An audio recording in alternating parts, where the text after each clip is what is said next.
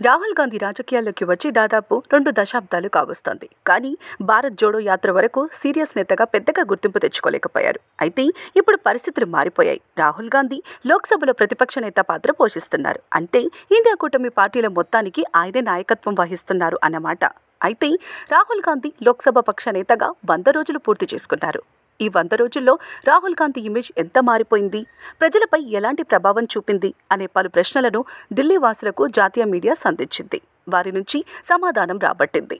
Rahul serious లీడర్గా స్థిరపడ్డారని కొందరు భావిస్తున్నారు. అయితే చాలా మంది పాత రాజకీయాలు తిరిగొచ్చాయని అభిప్రాయపడుతున్నారు. అయినా మార్పు కోసం అంచనాలు, ఆయన రాజకీయ సామర్థ్యంపై విశ్వాసం గతం కంటే ఇప్పుడు ఎక్కువగా ఉన్నాయి. గతంతో పోలిస్తే రాహుల్ గాంధీలో చాలా మార్పులు వచ్చాయని ఢిల్లీ సీనియర్ సిటిజన్ రాజేంద్ర కుమార్ అభిప్రాయపడ్డారు. రాహుల్ గాంధీ లోక్సభలో క్రమం తప్పకుండా సమర్థవంతమైన ప్రసంగాలు ఇస్తున్నారు. దీని కారణంగా అధికార పార్టీలో అసంతృప్తి నెలకొంది అని ఆయన అన్నారు.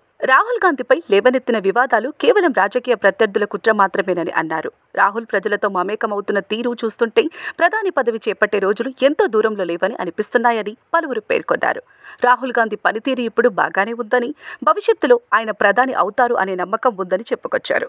అయితే దేశంలో కాంగ్రెస్ పుంజుకుంటుందని, చాలా రాష్ట్రాల్లో ఆ పార్టీకి ఇండియా కూటమి పార్టీలకు సానుకూల పవనాలు వీస్తున్నాయని, ఈ క్రమంలో ప్రభుత్వాన్ని కూలదోసి ప్రధాని పదవి చేపట్టినా ఆశ్చర్యం లేదని మరో సీనియర్ సిటిజన్ అభిప్రాయపడ్డారు.